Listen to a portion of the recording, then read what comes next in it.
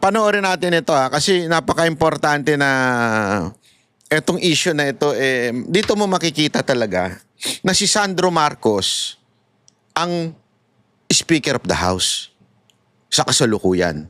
At maybe, nung panahon din ni Romualdez Kung maalala ninyo, siya pa nga yung unang-unang pumirma doon sa impeachment complaint ni VP Sara Duterte.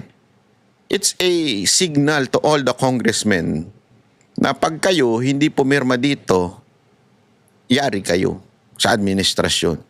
Ito, kino-confirm ngayon ni Erice. Ito si Erice tatakdilawan talaga to. Dugo nito, dilaw na dilaw.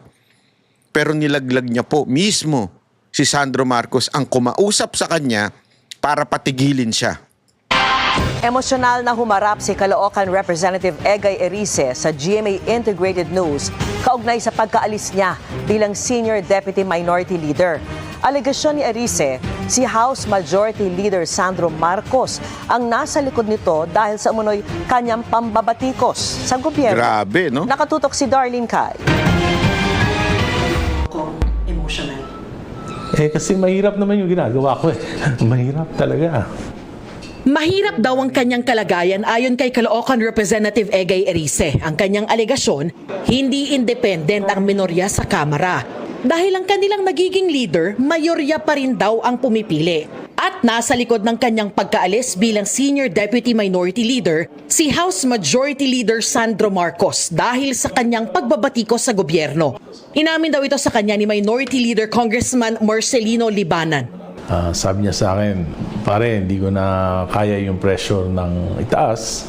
Sabi ko, hindi, okay lang. Kasi alam ko na naman, matagal na kasing laging nagsasabi sa akin si Congressman Nonoy, si Minor Nonoy, na tuwing may mga speeches ako, may mga nakikriticize ako ng mga policies ng gobyerno, ay tinatawagan daw siya ni Majority Leader Sandro. Sabi ni Erice, minsan daw sinita siya ng anak ng Pangulo, si House Majority Leader Sandro Marcos, pagkatapos ng kanyang privilege speech na bumabatiko sa kanyang ama. Hindi pa ako tapos magsalita, sinundo na ako sa plenary ni Minority Leader Libanan. So pagkatapos ko magsalita, ayun, in-escort na niya na ako papunta sa office ni Congressman Sandro. Pagdating ko, Grabe, no? Ito ay minority, Ibig sabihin, dapat independent to ito. Yung kanilang minority leader, nung habang nagsasalita, para bagang pinatigil na. Tapos, sinundo, dinala doon sa opisina kung nasan doon si Sandro. Ang lupit. nandun si Speaker Bojidi, nakaupo. Sabi niya, ano yun?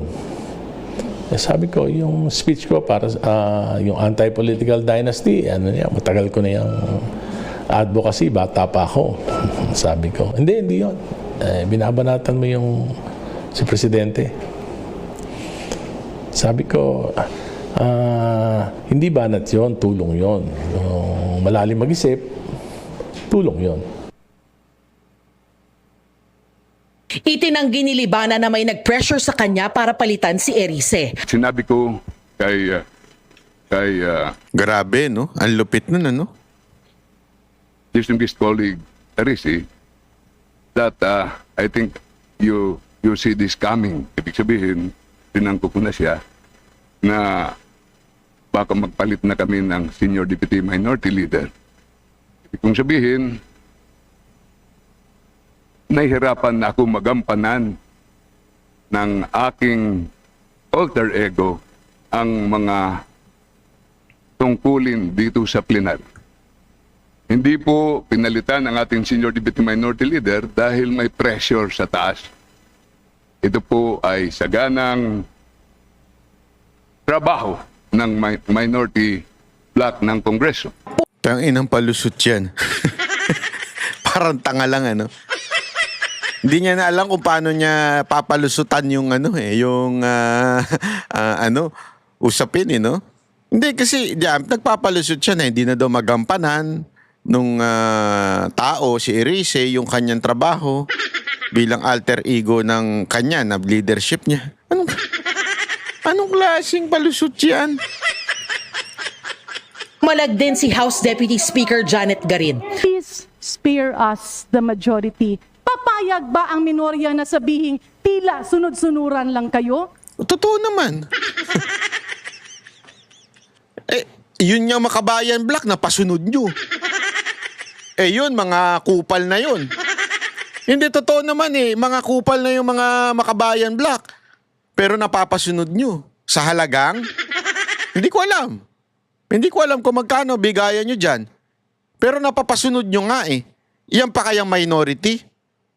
Pare-pareho nyo lang din yan Wala rin namang prinsipyo yung mga yan Alam mo, sabi nga nila, dyan sa Kamara, pera-pera lang dyan. Kung nakanino yung proyekto, nakanino yung project, doon, sunod-sunuran niya. Mga tae yung mga yan Walang kwenta yung mga yan. Sa totoo lang. The number one masasabi nating organized syndicate pagdating sa pera, pagnanakaw sa gobyerno. Yan. Kita nyo nga, di ba? Yung akusasyon ng mga dating security aid. Ultimong si Zaldico. Ito nga mismo si BP Sara Duterte na nagsabi, di ba, sa kanyang interview, di ba? At paulit-ulit din naman niya sinasabi ito. Nung DepEd siya, pinakikialaman. May mga proyekto na gustong ipasok itong mga congressman, keso gusto nila sa kanila mapunta yung project, dito mailagay. Bakit? Kasi may mga kontraktor silang kaibigan. Kung hindi ka kaibigan, kamag-anak. So ito talaga ang number one kaya kalokohan yung sinasabi mo, Garin. Ano kami? Eto, mismo si Erice na nagsabi, katarantaduhan Ang sa akin lang, Mr. Speaker, let us put decorum in this House. Let us not accuse the majority of meddling. Do not drag us into the problem of your election of officers. Pero aligasyon ni Erice, ang House leadership ang nagbibigay ng basbas sa magiging mga opisyal kahit ng minorya. At alam niya yun. Hindi po posible. Tagal-tagal niya ng congressman. Hypocrisy yun kung hindi niya alam yung system. So kung ganyan yung sinasabi niyo, sir, na reality, what does it say about the House minority leadership, yung independence? Hindi independent talaga. Matigas lang ulo ko. Patuloy na Ayan. So, ayan, malinaw na malinaw. Hindi po talaga independent. Hindi po independent ang Kamara and the entire, not even the minority, yung nasa opposition kuno. Diba? Ito nga nagsasalita na sabi nga niya, matigas daw ang kanyang ulo. Ewan ko kung ito ay pautot lang niya para umangat yung kanyang tawag mo dito, kanyang political career, di ba? Kasi malay mo, gusto maging senador nito, hindi natin alam. Pero gayon pa man, eto, binubuking niya na. Tinanggal ako dahil nanindigan ako, yung mga ganyan, di ba? Tingnan natin kung saan mapupunta to. Kasi, hindi naman natin pwedeng sabihin na, sinasabi mo, may pangarap lang pala. Kaya kung ano sinasabi, hindi. There is a fact. Ano yung fact na yun? Na he was removed. Diba? Doon sa kanyang posisyon sa minority. It's a fact. Hindi mo pwedeng i-delete yun. For whatever reasons na siya ay natanggal. Ang katotohanan, tanggal siya. At ang katotohanan, tinanggal siya. Sino nang tanggal sa kanya? Siyempre, ang magiging dyan, yung minority. Bakit siya tinanggal? Di ba? Simple lang. Impluwensya. Impluwensya ng nasa taas. Imposible naman siya tanggalin. Malay mo, may budget yung sino man yung in charge. Binadgetan. Eto. Alam mo naman yan, di ba? Budgetan lang yan Sabi nga nila, di ba? Ang tindi nga ng dito na kesyo daw sabi. Bawat attend pa lang ng Quadcom, 2 million na. Pag nagtanong ka pa ng pabalang kay BP Sara Duterte, mas malaki pa. No wonder kaya ang bida-bida ng mga Ang tanong, nadala kaya nung isang congressman sa kabilang buhay yung kinita niya. Kaya ako, nagtatanong lang ako Concern lang ako. Kasi alam mo, sa totoo lang, that is so sad. That is so sad. In this life, dapat sakto lang ang buhay mo. Sakto lang. Huwag kang maghahangad ng madami. Kasi kakapahamak mo yan. Gagawa ka ng mga bagay na eventually kakapahamak mo. Di ba? Kaya wag na wag kang mag-aatim pa na magkaroon pa ng mas malaki. Maging ka happy. Kasi again, one, your reputation is at stake. Baka mamaya, masira lang reputasyon mo dahil lang sa pera. Pangalawa, hindi mo naman mabibit-bit yan sa kabilang buhay mo. Sa impyerno ka man o sa langit. The only thing that you would bring to the next life is the deeds that you did. Mo. Anti-Claire Castro. Anti-Claire Castro. Panis ka dun sa English na yun. Diba? Yung totoo naman yung ginawa mo.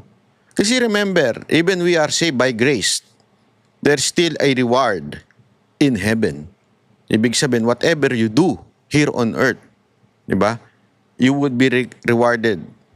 And if you would really study theology, even in hell, hindi pantay-pantay ang parusa. Makikita mo doon yung mga talagang umabuso sa tao, hindi sumunod sa Panginoon. Hindi lamang po impyerno, mas matindi pang parusa. Kasi nga, everything that you do would have a consequence. Sabi nga, we are free to do anything, but we are not free from its consequence. Malinaw na malinaw yun. Kaya kayong mga congressman, makinig kayo. Marami na sa inyo malapit na. Yung kanang paa ninyo nakalibing na Hindi kasi may edad na, may sakit na. Isipin nyo na lang na lahat ng gagawin ninyo, pagbabayaran ninyo in the future. Sabi nga, if we cannot receive justice here on earth, you shall receive it in heaven. Don't you worry. So, if you did good, palakpakan ka. If you did bad, good luck sa'yo. Gago! Hindi, totoo yan Hindi ako nagbibiro. Baka sabihin ninyo, nagbibiro ako. Kami ang boses ng masa, hindi natatakot. Katotohanan lang, di kami nalulunod. Walang bahid ng sismis, lahat ay totoo. Kahit sino ka pa, pag mali ka babanatan ka. Walang pinipili kulay, wala kaming kinikilingan. Basta para sa bayan, kami lalaban. Pag tama palakpakan, pag mali banatan. Di matitinag, di matatakot, para sa bayan tuloy ang sigaw. Sa harap ng kamera, walang halong takot. Mga baluktot, lahat kayo'y tutumba. Ang hustisya at